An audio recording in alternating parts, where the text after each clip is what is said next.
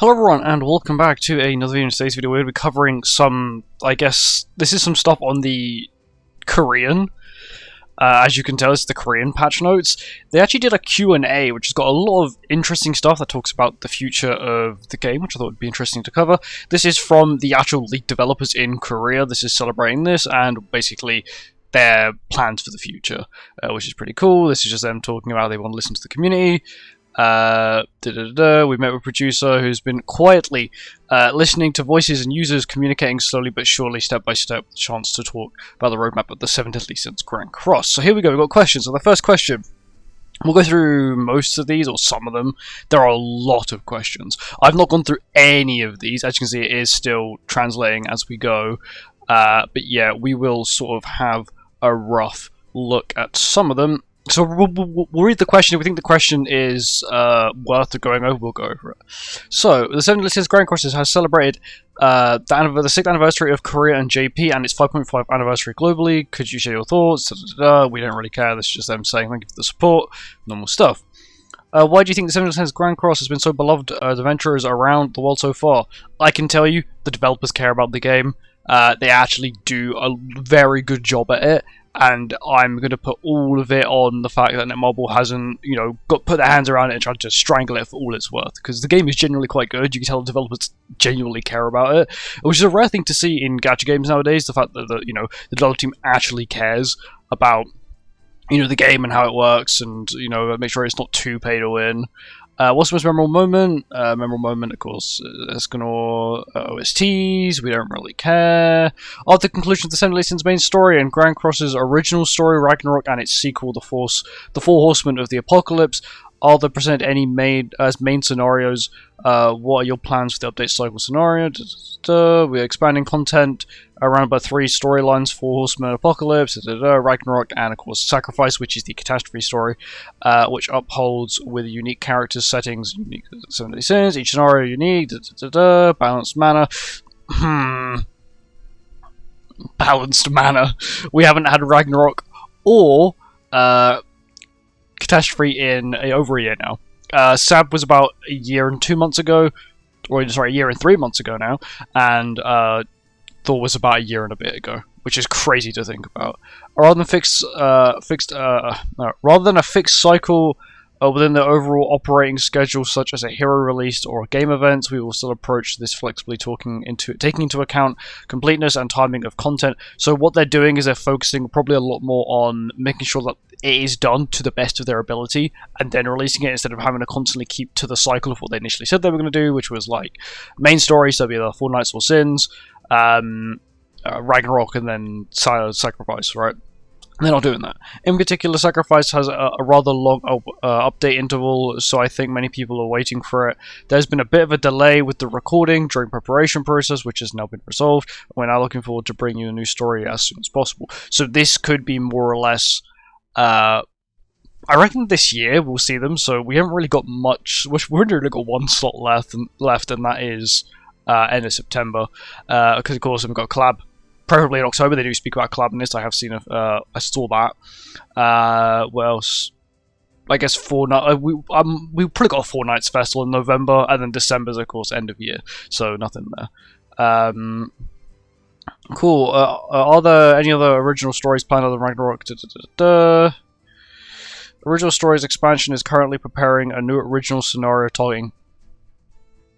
You've not even finished Ragnarok yet, and you want to add a second, 2027. I know it's a very long distance away, but I still believe you should be not thinking about the future until you've got towards the end of the catastrophe story.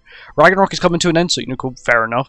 But the catastrophe story is still in like chapter 2. That's nothing. It's like Ragnarok's on like 6 or 7 or whatever it is, which is decent. This story is planned to be immersed and unfold in a new worldview different from Britannia, and will contain a different atmosphere narrative than the existing Ragnarok or Sacrifice. Although it will take some time until the release, we are putting our heart and soul into providing you. This is a good thing though, that they sort of have a roadmap of what they want to do, which is good, because some companies are like, oh screw it, we'll just wing it, right? They've got a roadmap that leads all the way into 2027. Of course, that is their targeting year, 2027. Will they last till 2020? Will it be 2028, 2029? You know, we'll have to find out. Following the second collaboration of Tower of God, 3 collaborations were held until January, including, of course, Rerun of Tower of God, including Shadow and Solar Leveling. I wonder if there'll be a diverse collaboration second half of this year, future. As I mentioned in the previous developer notes, we are preparing for a new collaboration that you have been waiting for in the second half of this year, and we've discussed with many IP holders to pursue various collaborations in the future. So, next collab is a new collab. This is what they basically just said. Of course, you could take solo leveling, but they've already spoken about solo leveling here. The question was also including solo leveling. So, yeah, it's probably a new collaboration, which is it's okay. They've got a lot of IPs they can work for because of the, I guess, the prestige of Netmarble. You know, they're actually doing quite well. Grand Cross is quite a good game to collaborate with because they don't just, you know, chuck in random characters. They don't make them completely broken. They're actually quite fairly balanced, most of the time at least. This collaboration is the second half of the year. We worked for quite some time. Okay. And we're excited to announce it'll be that it will feature an... Ooh. So we're getting a new story with this new collab. For the first time in a while, we can also assure you that we're digitally preparing next year's collaboration, which will surely surprise you all. My guess is that the start of next year will not have Tower God. My guess is that they're going to go with something big to start the year. My recommendation, well, not my recommendation, my thought basically, is that the next few collaborations are going to be big hitters. So we had solo leveling, we might have like free run or whatever they're going to do, but they're going to have big hitters for the next few collabs just so they can have these big hitters, and then they can start having a little down period, then go big hitters and down period.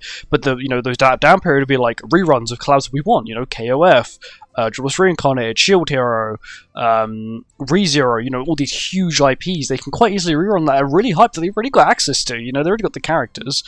The 7 Days Since Grand Cross is currently experiencing its most intense PvP battles yet. No, it's PvP, it's just demons. You don't see, okay, you see humans, you don't see goddesses, that's a lie. Unknowns get absolutely vaporized, demons are meta, yeah, I understand that. Reflecting races and characteristics like goddess. There have been new heroes introduced in the future. Okay.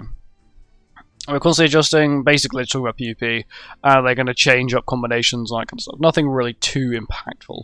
They're probably thinking about Beru. Beru's quite a good example of, oh, he can work with unknowns, but if Sung Jin Woo's on the team, he can also work with, you know, humans as well. It's a very cool concept, which I do hope they continue with future characters in collaboration, especially ones that don't fit their category. For example, like, Shield Hero is quite a good example. You know, Nofmi's the only human from technically that IP, you know, not including Kisna, but she's PvP only, PvE only. So it would make sense, you know, if you make it so if Philo or Vittoria or Glass or even Raftalia are on the team, you know, they get an additional race of human. They're demi-human, you know, they're not technically unknown. If you go off the race of the new fairy thing, fairies are elves and all that kind of stuff, then technically demi-human should come under the human clan, because it is a form of human.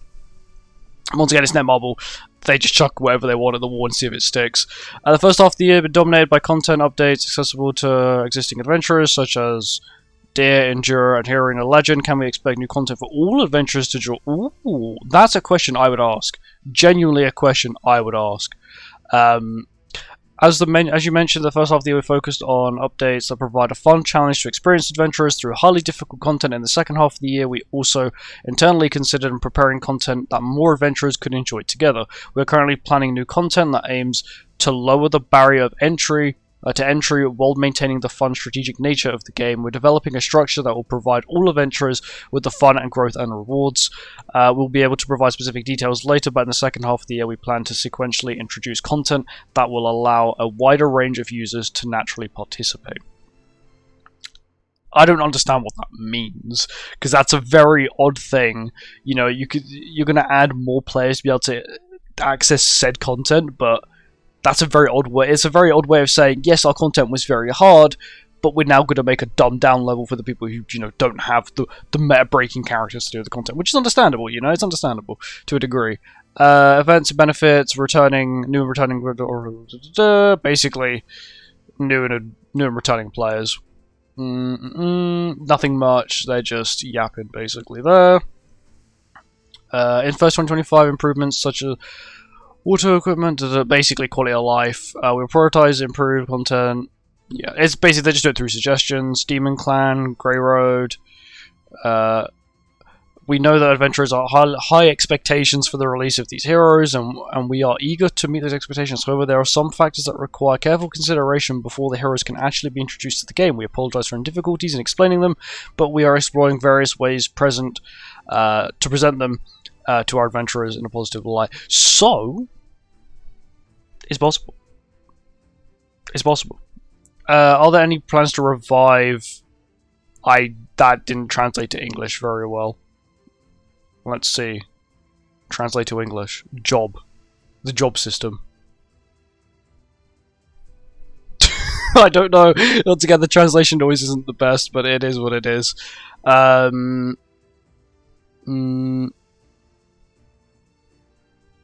know. I think just talk about the battle system in general, but just the translation's a little bit different.